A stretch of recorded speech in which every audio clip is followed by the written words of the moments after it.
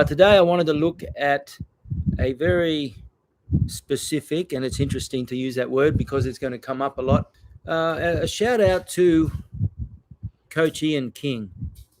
I think Ian King is probably one of the most under-recognized athletic development, strength conditioning, athletic training coaches in the world.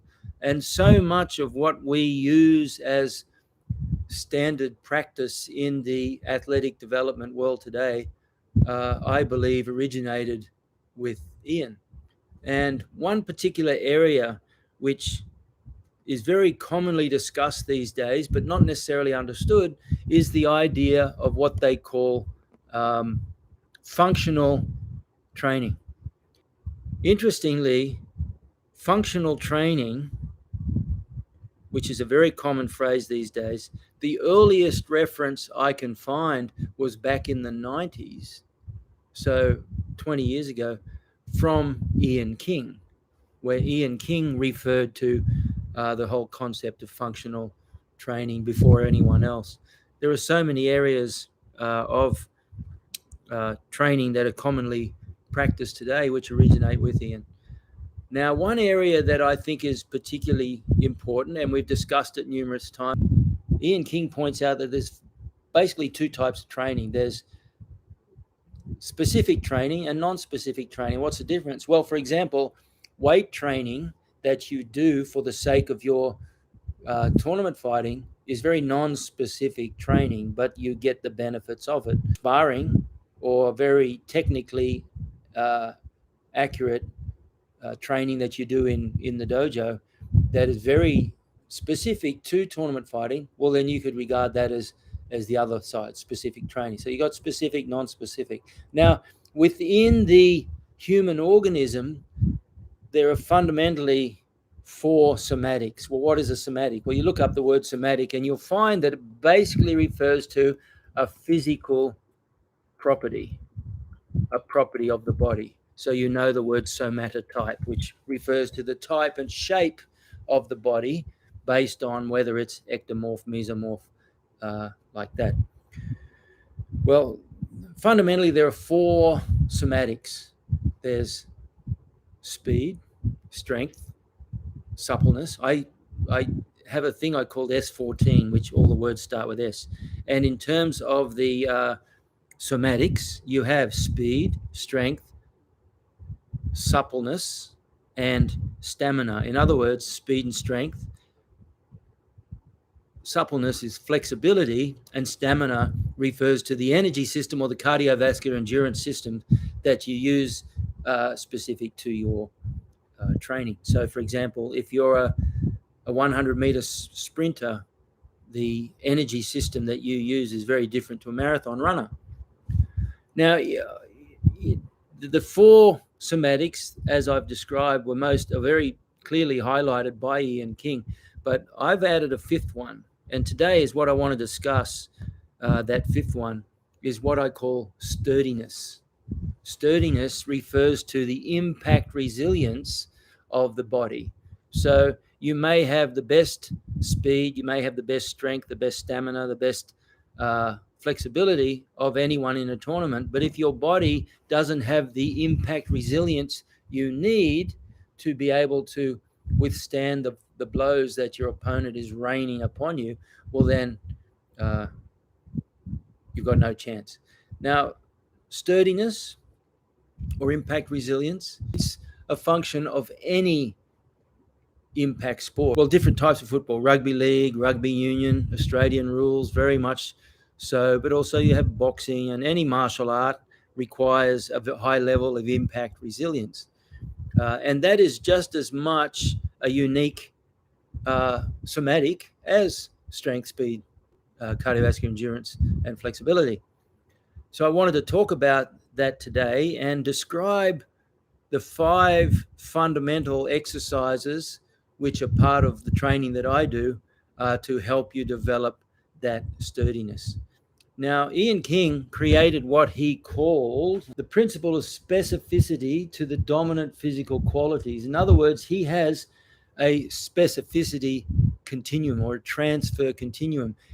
He was the one who very early said that an area which people need to address more is the concept of transfer. What is that? Well, transfer is how well does the training you're doing transfer over to the realities of the sport that you're training. So, for example, in Kyokushin, and I've fallen victim to a lot of different things. Over the years, we've experimented with so many different types of training, and some we got right, some we got wrong. The whole idea of using running as a tool, as a non-specific tool with a very high transfer to applicability in your training, needs to be looked at very carefully. What type of training is it? What type of running suits karate tournament fighting, and so on. So Ian King came up with what he refers to as the transfer continuum. Now, if you could imagine, we have a straight line. That's the transfer continuum. So on one end, you have what's called general specificity, and up the other end is specific. So you have a very general type of training, a very specific type of training. Now we have to determine, if you're an instructor especially, you really need to think about this. You have to determine exactly where everything you do fits on the continuum. Is it a very general application or is it very specific? So kumite is very specific. Doing deadlifts and bench presses is very general. Okay, and each of the somatics fits in here somewhere. And for example, flexibility.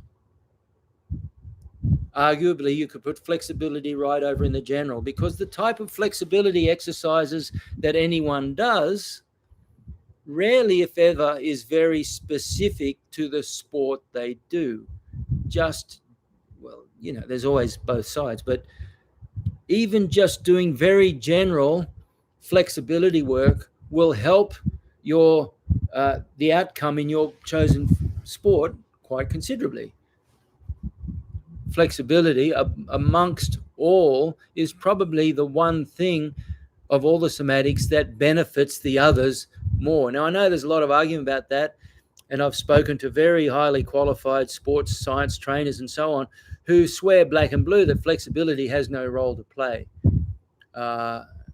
Sometimes they present me with papers and they ask me to read these papers, and I read the papers and I can't believe that they would feel as though those papers have any weight or bearing. But flexibility impacts all the other somatics, there's no doubt about it. So you can spend a lot of time doing flexibility work and it'll always help. Now, probably the next thing along the line is somewhere around here where you have strength training. Okay, so it's a little further along, but still very general. So when you're doing squats, when you're doing bench presses, when you're doing deadlifts and things like that, they're very non-specific to the work we do, but in actual fact, the benefit of doing them is excellent. Okay, then you could probably move down a little further, and here you could put the speed work probably halfway between general and specific.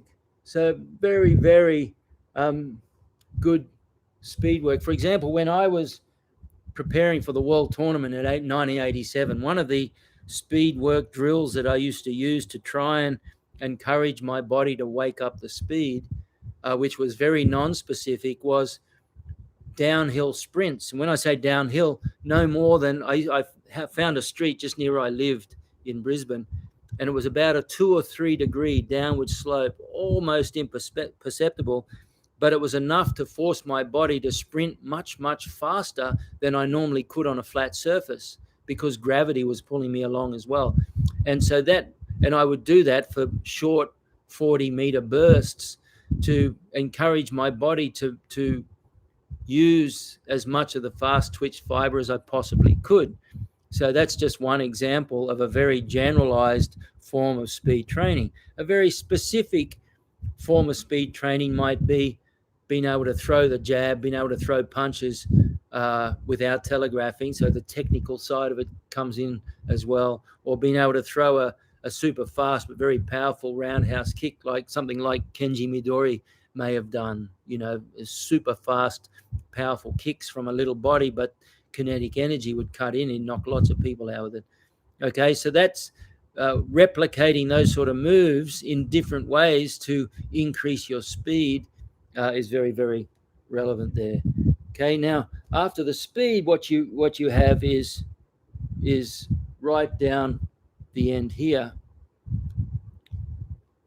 Here would be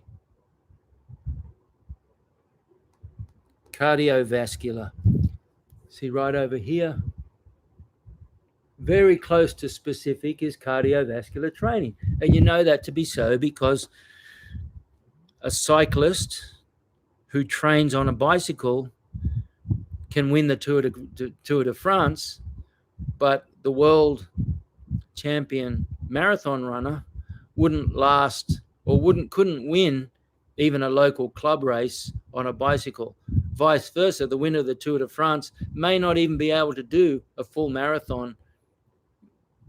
Often they do, but definitely not at the same competitive level as he can on a bike. So cardiovascular endurance is very specific. We know that because you get a world champion, for example, a world champion wrestler, and you stand them up in a kickboxing gym, in a kickboxing fight, or even a Kyokushin fight, and the level of endurance is very different. So cardiovascular endurance is very specific. It's on the specific end as opposed to the general end of the transfer continuum. Now, the question is, let me just go to red here just for fun. The question is, we have flexibility, we have strength, we have speed, and we have cardiovascular endurance. Where does sturdiness fit into the continuum? Where does the idea of developing impact resilience fit into the continuum? Well, in my opinion, is somewhere around here. That's where the impact resilience fits in. So, for example, the impact resilience exercises that we incorporate involve both very general impact resilient exercises and very specific. So we include both, but it's definitely more along the continuum. More along the continuum towards a specific end. It's not so general up here. It's here. It's that end that really is where we find the impact resilience. So in terms of the S's, we have speed, strength, stamina, which is cardiovascular endurance, suppleness, which is the flexibility, and the fifth one is what I call sturdiness, the impact resilience. Now, today I just want to look at 5 exercises which we use that I believe really help with the impact resilience that is very specific to Kyokushin tournament fighting. Okay, and now if you got any comments, please butt in. Good to see everyone.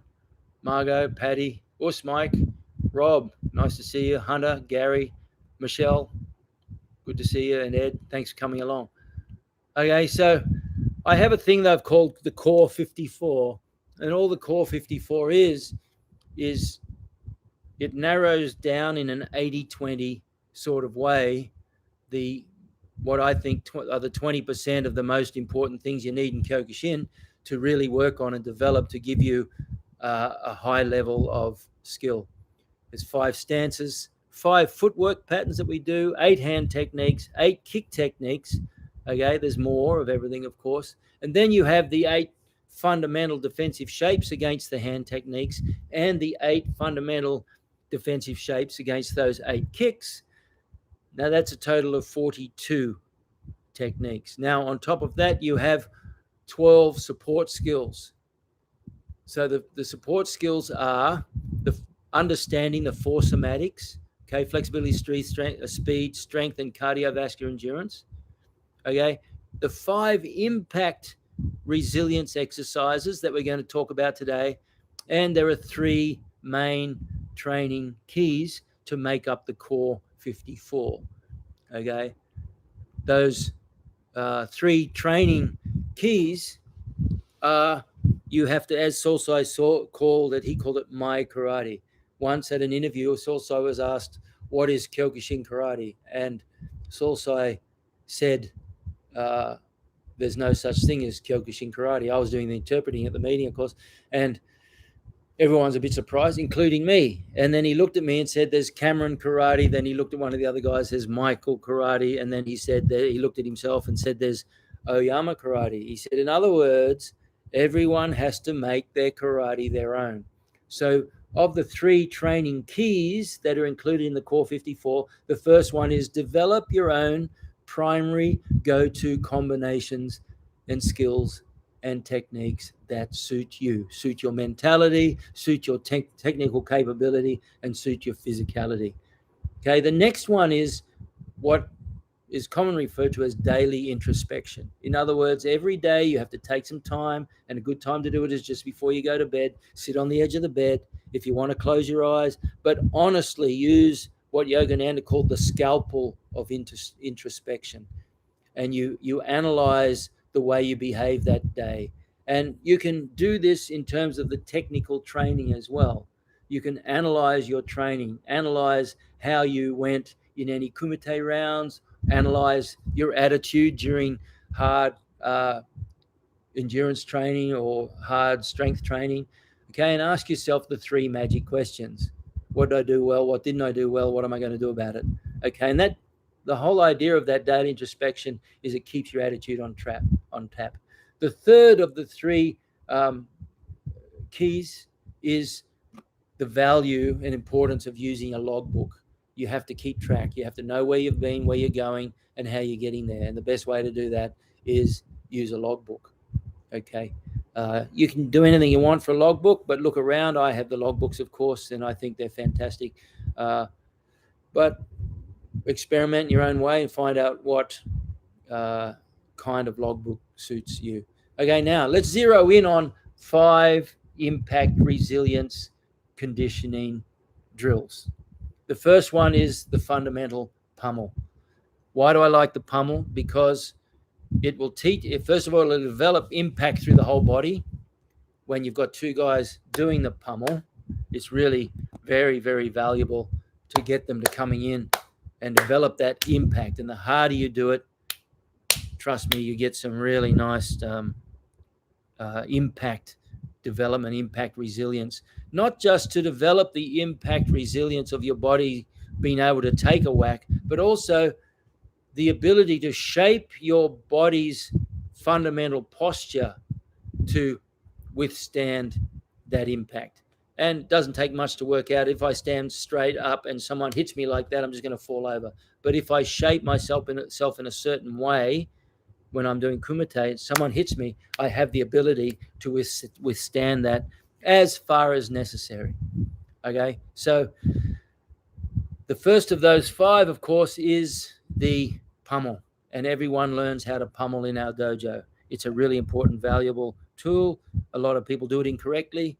I was taught by some very good wrestlers, but very, very important exercise.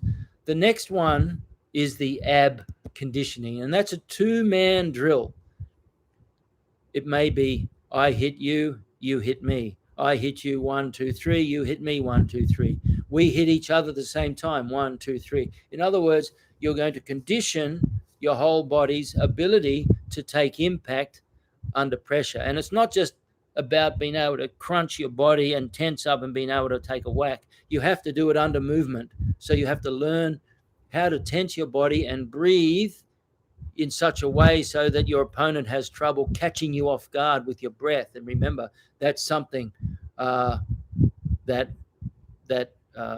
is very, very valuable. Okay, so that body conditioning with the hands, that's really, really, really, really important. The next one is, of course, the two-man thigh conditioning, and we've been over that, where you're conditioning the thighs, because everyone in Kyokushin has seen what happens when a non-Kyokushin person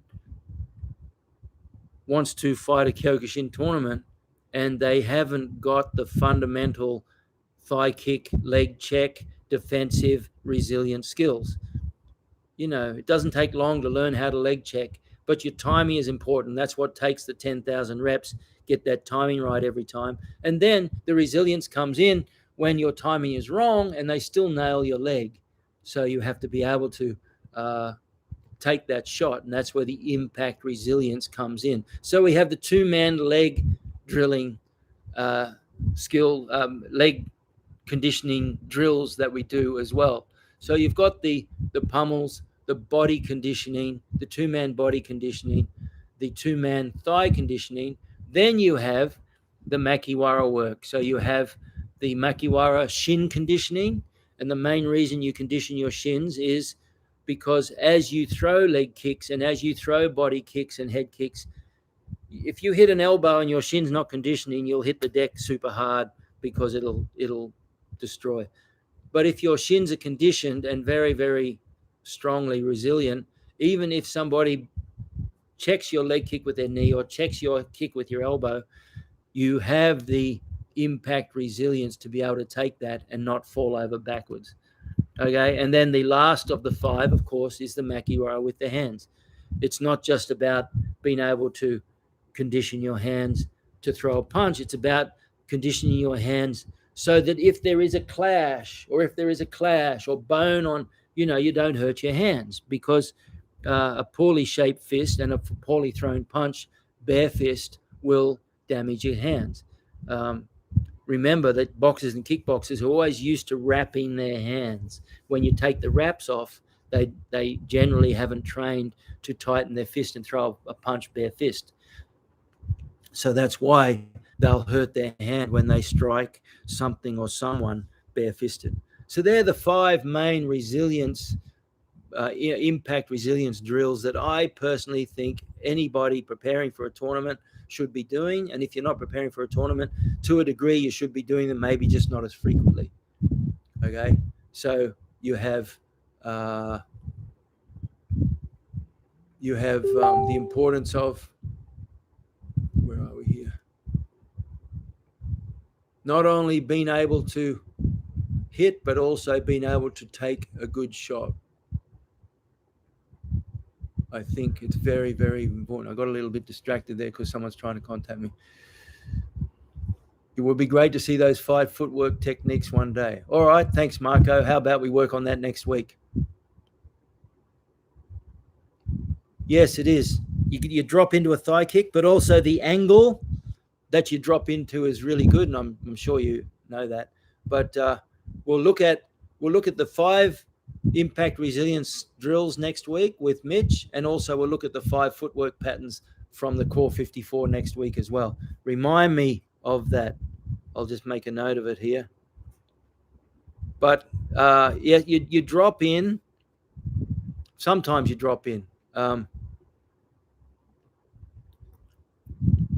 Like Mitch always says, it doesn't matter what you ask Mitch. His answer is, well, it depends. Yes, with a thigh kick as well, it depends. Yes, if you can't time the defense so that you don't get kicked at all, in other words, with footwork changes, well then, yes, you're going to have to drop in. But it's also really important to drop in at the correct angle, because if you drop in at the wrong angle, you're just going to get nailed.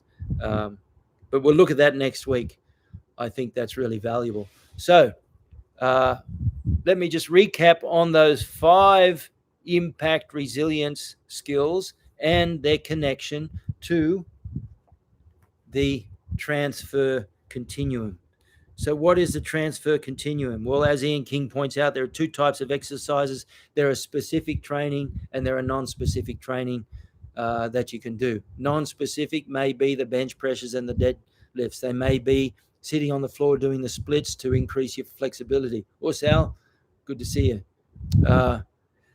Very specific training is the kumite that you're doing. It is the combinations that you're working with a partner. And we have to look at where impact resilience fits here.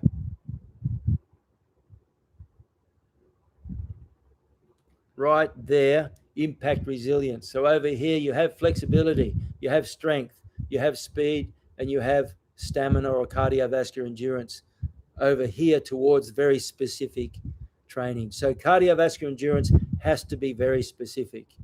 You're not going to win a marathon by being incredibly good at swimming long distances and vice versa. Over here, you have very broad generalization, flexibility, strength, and the impact resilience fits right here, in my opinion, towards the specific end between speed and cardiovascular endurance. Now that transfer continuum created by the incredibly original mind of Ian King is something that we all need to understand. 2 books that I would highly recommend if you already haven't got them: Foundations of Physical Preparation by Ian King, and also How to Transfer Strength Training. Okay, it says strength training, but it's also very, very applicable to the other somatics. How to transfer. The key word is transfer. Okay, they're the 2, and they're very, very valuable books. Okay, you can get them online. Go to King Sports International. I'll just write that for you. King Sports International. I know some people here have already bought them, and they're well worth it. You'll open this book, and every single page will blow your mind how much you will learn. And if you're a trainer, an instructor, and especially if you're still working on developing strong tournament fighting teams, those 2 books will be priceless. They're really, really valuable. The 5 impact resilience drills. So impact resilience, as I said, I use the word sturdiness. Jesse, that's for you. Yes, I did say sturdiness. You can use it if you like. But anyway, 5 impact resilience. We have the pummels, a good, well done, well designed, strongly done, well taught wrestling pummel. The ab conditioning, which is a 2-man drill. The thigh conditioning, which is a 2-man drill. Then you have the shin conditioning on the makiwara to reduce the effect of clashes with the shin. Really, really important. And then you have the hand conditioning on the makiwara, which is all about how to throw techniques and reduce, not just how to hit harder, but how to reduce damage to your hands. That's a really interesting question, Mike. And I think in different countries around the world, they have different approaches. And I'm sure if the leaders of those countries got together and compared notes, there'd be more similarities than differences. But yeah, I mean, the commonalities, yeah, I think that is commonalities is probably a better word, I think, than specific training, because you also have the areas of non-specific training and the exercises that are used in flexibility and strength training in particular, the speed work. They're all, to a degree, non-specific. But that's a good question. Has anyone identified the commonalities in preparation training for Kyokushin fighters? Well, no, but it's a really, really, I'm sure there's, like I said, a lot of more similarities and differences, a lot of crossover, but an area which many people have been experimenting with to try and find the correct balance. The interesting thing is you can have it 80% right and go a long way. You know, if you get a good result, well, then you'll stick to it. But if you don't know what you don't know, well, then it may well be that that extra 20% may be always elusive to you because you just aren't aware of the possibilities that even a small change in your training could do. We were doing things back in the 90s, in myself in the 80s, but also later in the early 90s and so on, doing things like, for example, the other area that we haven't spoken about is the effect of good diet. And I call there's three areas of nutrition. There's the micronutrients, the macronutrients, and what I call the nanonutrients. Micronutrients, the vitamins and minerals and so on. The macronutrients, the correct balance of proteins, carbohydrates, and fats. And what I call the nanonutrients are plenty of fresh air and deep breathing, plenty of fresh water. I think even though they don't supply nutrients as we know it, nothing beats good fresh water, good fresh air, and good sunshine. So I think those are all very, very important as well. And everyone has a different approach to that. I can remember watching the Brazilians stretch and so on. And I think it was Ademir da Costa said that often what they will do before they stretch is or even during long stretches, is they'll suck on lemons because the acidity in the lemons seem to have an effect. Well, I haven't really looked into that, except I did try it a few times, and the feedback I got from my own experience was it makes a lot of sense. So anyway, look, they're the 5 impact resilience drills. So the somatics: speed, strength, suppleness, and stamina. And the 5th one that I add is sturdiness. In other words, speed, strength, flexibility, cardiovascular endurance, and impact resilience. And I think if you can work on those 5 and understand the role they each play in terms of generalized training all the way through to very specific training, as Ian King describes, then you're miles ahead, not slightly ahead, you're miles ahead of the next person. I think it gave my fighters tremendous advantage over the years. Then on top of that, you have the tactical and you have the technical training as well. Technical training is very closely tied to the mind and also to the physical. Technical training includes the physical skills of being able to relax, being able to use your breathing well, and things like that. So anyway, there you have it, folks. I hope that was worthwhile. I hope you got something out of it, and I hope you're able to go and have a look at Ian King's books. I'm going to write them down here for you. And also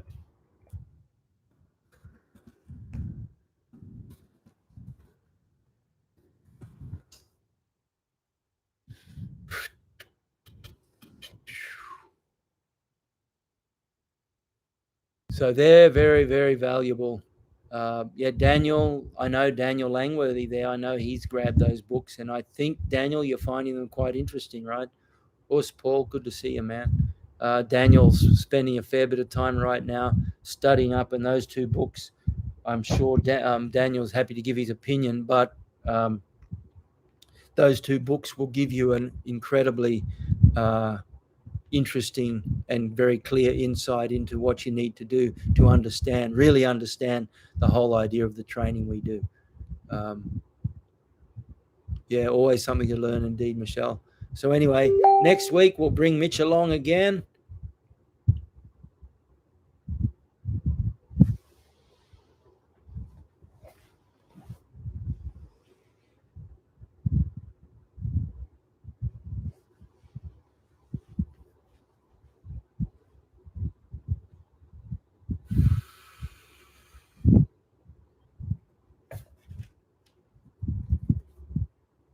This one here, Mike, there, a couple of good books on my bookshelf. Shingi Tai and Hold Your Window, written by Mike right there, written by Mike Clark. Great books. Indeed. Is that what you're referring to? Yes, indeed it is. And right up the very top, you've got the Ainu bear from Sapporo. I got that. But anyway, yes, that's true. Oh, I didn't realize. Yeah, there's some interesting stuff on that bookshelf. But anyway, thanks, guys. Us Toddy. This whole video has probably been. Yeah, I saw that thing. I don't know where it's going to be placed, but we'll have to get that up somewhere. We found a reference to the word, a dictionary, an obscure dictionary entry to the word NCAMP. But anyway, Us, don't be embarrassed, Mike. Mike's written some fantastic books, and these are amongst the best of them. Shingi Tai I actually love. And as you can see, look, I've got bookmarks and everything in it from stuff that I really, really enjoy here. Shingi Tai, you know, the mind, the technique, and the body, the triune, the magic triune, and the Hojo Undo, which touches on the Makiwara work. But there's Mike. Look, good-looking young lad he was, wasn't he? There's Mike right there doing his Hojo Undo training. So now we know what he looks like. Except that was 1986. There you go. It's so crazy that you were training with Higa Onna Sensei in 1986, and before that too, I believe. But I used to actually go past Higa Onna Sensei's dojo on the way home from training every day at Hombu. But anyway, Us, thanks guys. Great to see you. Thank you very much for your attendance. If you're not a member or if you're not a subscriber, please click subscribe, hit the little bell, help me grow my channel. I'm trying to get to 1 million subscribers. I think I'm up to about 1,000. So not far to go, on my way. But anyway, I'm like the snail climbing up Mount Fuji, just an inch at a time. We'll get there. Thank you very much. Also, Patreon family, you have no idea what a big difference it's made to me over these last 2 years. And I'm very, very grateful. I wouldn't be able to do these live streams without you. So if you feel like you want to have a look at Patreon, the link is down below. Us, thanks guys. See you next week. Us.